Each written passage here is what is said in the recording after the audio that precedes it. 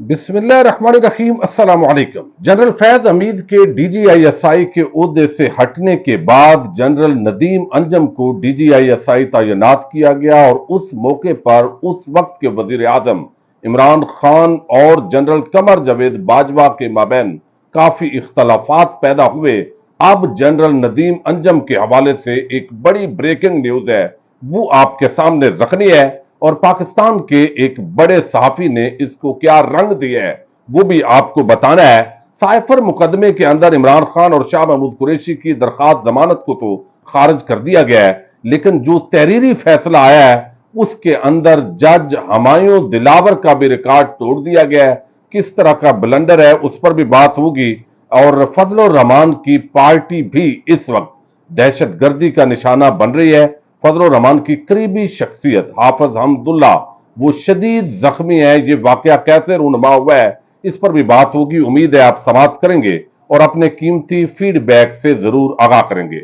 आज पाकिस्तान और श्रीलंका के माबैन इंतहाई अहम मैच जारी है और आप ये मैच देख रहे होंगे। और जिस तरह मुसलसल श्रीलंका के अंदर बारिशें होती हैं, गैर यकीनी सूरत हाल है, लेकिन भारत की हट धर्मी के बाद ये मैच पाकिस्तान के अंदर नहीं हो सके। और फिर जो है वो हमारा जो दिल है वो आपका भी ढक ढक कर रहा होगा। और अभी जब जो वीडियो पब्लिक होगी तो ज़ाहिर है आप देख रहे हैं कि श्रीलंका की बैटिंग जो है वो शुरू हो चुकी होगी, लेकिन देखते हैं बहरहाल ये सारे मामलात किधर जाते हैं। आज का मैच तो इंतहाई आम है, लेकिन पाकिस्तान के अंदर जो दहशत गर्दी के वाकयात हैं वो बढ़ गए। एक तरफ तो अफगानिस्तान के साथ जो ताल्लुकात की खराबी है वो भी आगे बड़ा इंपैक्ट क्रिएट कर रही है और जो TTP है वो मुनज्जम हो चुकी है। और अब इस मामले पर आज दफ्तर खारजा ने जो स्टेटमेंट जारी की है वो ऑफिशियल वर्जन तो अगली वीडियो में आपके सामने रखूंगा, लेकिन इस वक्त जो है वो आज मस्तूम के अंदर जो हाफिज हमदुल्ला है वो एक जलसे में शिरकत के लिए जा रहे थे। जैसे आपने देखा कि कुछ महीने पहले सराजुल हक साहब जो जमात इस्लामी के अमीर है वो एक जलसे में जा रहे थे बलूचिस्तान के अंदर ही, और उस काफिले पर हमला हुआ था। और आज फजल रहमान की जो पार्टी है उनके जो कायदीन है, वर्कर्स हैं, उन पर हमला हुआ और बताया गया है कि इस हमले का जो टारगेट है वो हाफिज हमदुल्ला साहब ही थे।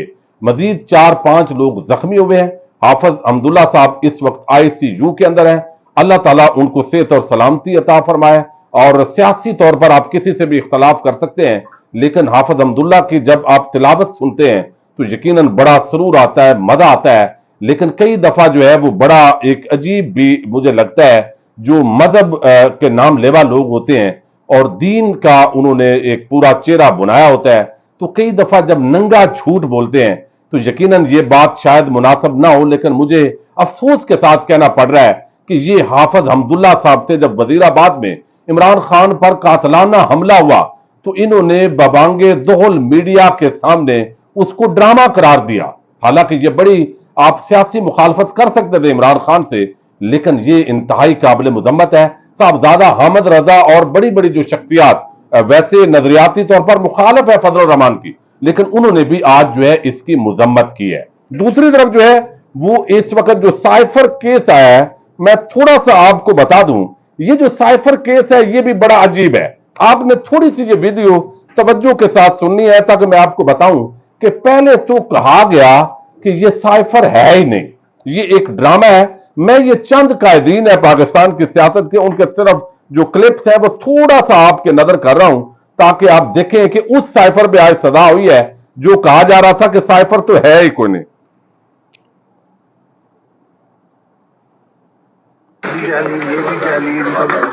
ये खत खान साहब के एक वजीर ने खुद लिखवाया है किसी एम्बेसडर से। ये खत ना था ना है, ये एक ड्रामा था। खत आया है, धमकियां दी, किसी ने धमकी नहीं दी, खत है नहीं। अब ये आसिफ जरदारी हैं, फिर शेख सकान अब्बासी हैं, बिलावल हैं, फजल रहमान हैं, और आप देखिए कि जिस तरीके से ढुटाई के साथ वो कह रहे हैं कि ये खत है ही कोई नहीं। और मरियम नवाज ने तो कहा कि ये ना खत था ना खत है और ये बस एवं जो है वो बात है। अब उसी खत पर जिसका इनकार किया गया आज उस पर जो है वो जज साहब ने सजा सुनाई है। पहले तो उनको 21 तोपों की ये सलामी देनी चाहिए जज साहब को, और फिर वो अब मान रहे हैं कि खत था। लेकिन अफसोस तो ये है کہ اس کے اندر جو لکھا ہوا تھا اس پر عمل درآمد ہو چکا، اس کے اندر کیا اس وقت کے وزیر اعظم کے خلاف کسی نے سازش کی، اگر سازش کی یا مداخلت کی اور عمران خان کی حکومت کو ہٹانے کے لیے اس وقت سفارتکار بھی متحرک ہوئے، تو وہ کون تھے جو پاکستان کے اندر مدد کر رہے تھے؟ اصل جو تفتیش اور تحقیق ہے وہ تو ہونی چاہیے تھی اس پیرائے کے اندر، لیکن جس شخص کے خلاف سازش ہوئی، جس شخص کے خلاف مداخلت ہوئی، اس کے خلاف آج جو ہے وہ درخواست ضمانت اس کی خارج ہو گئی ہے۔ ایسی الٹی گنگا بہ رہی ہے اس وقت میرے ملک پاکستان کے اندر۔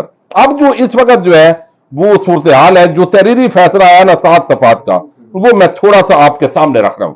اب اس کے اندر جو ہے وہ ایک تو کہا گیا، 7 صفحات پر مشتمل یہ فیصلہ ہے کہ عمران خان اور شاہ محمود قریشی کے خلاف ناقابل تردید شواہد ان کا کیس سے لنک ثابت کرنے کے لیے کافی ہیں۔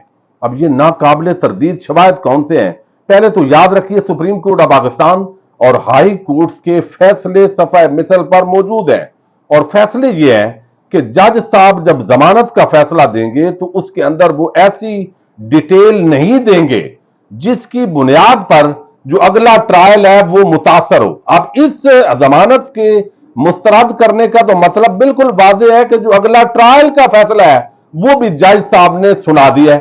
ہمایوں دلاور صاحب جو ہے انہوں نے بھی اسی طریقے سے مسترد کی اور اسلام آباد ہائی کورٹ سے ضمانت ہوئی، اور اب بھی یہ جو ہے وہ ان کو پی ٹی آئی والے تو جج ہمایوں دلاور کی کاپی کہہ رہے ہیں۔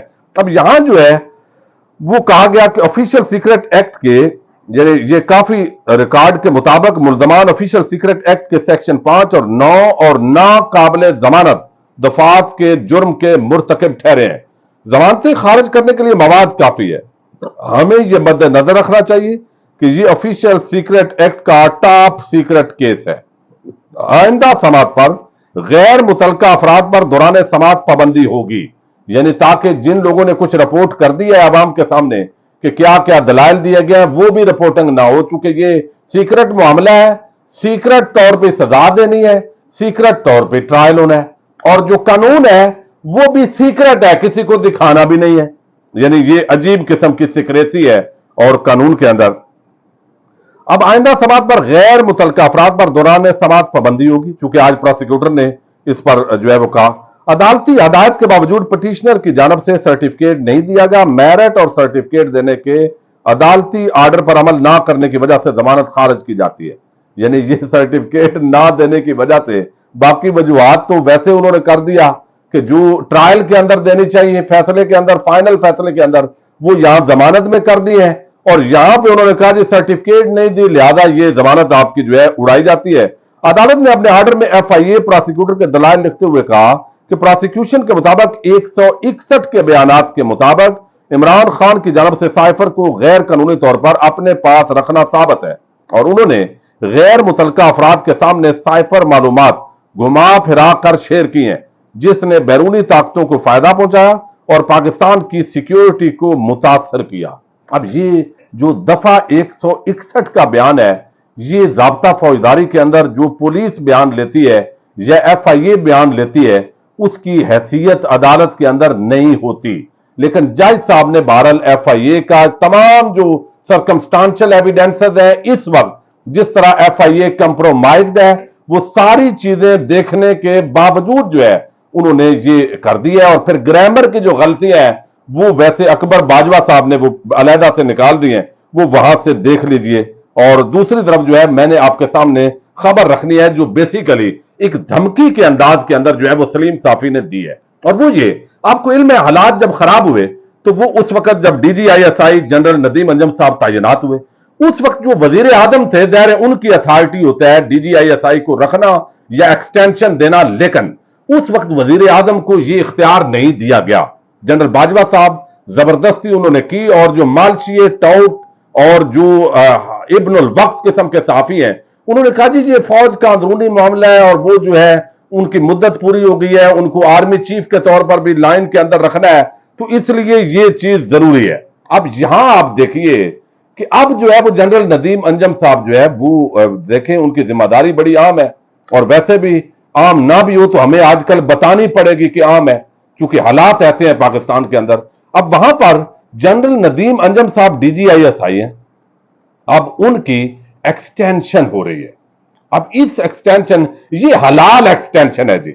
जनरल फैज हमीद साहब की जो एक्सटेंशन उस वक्त का वजीर आजम दे रहा था कि 6 महीने ठहर जाए, वो हराम थी। लेकिन अब जो है, चूंकि स्टाउट सहाफी और वो टीवी चैनल मीडिया जिस तरह मैनेज है, वो सब जो है वो बिल्कुल हलाल जो है उसको करार दिया जा रहा है, और कोई टाउं भी नहीं करेगा। टाउं भी जितने भी हैं ये सारे। अब ये जो खबर है वो सलीम साफी ने दी है, लेकिन धमकी के अंदाज में दी है। क्योंकि जब से नए DGISI साहब आए हैं, उसके बाद खुद नून लीगी सहाफी और एस्टैब्लिशमेंट के जो करीबी समझे जाने वाले सहाफी हैं, वो ये खुद तासर दे रहे हैं कि जैसे इमरान खान और तहरीक इंसाफ पर ये जो सख्त वक्त है, इसके पीछे जो है वो ज़ाहिर है ये हमारी जो शख्सियात हैं ताकतवर हल्कों की, वो यहां पे उनका रोल है। ये मैं नहीं कह रहा, सलीम साफी की यही ट्वीट कह रही है। अब साफी साहब क्या कह रहे हैं?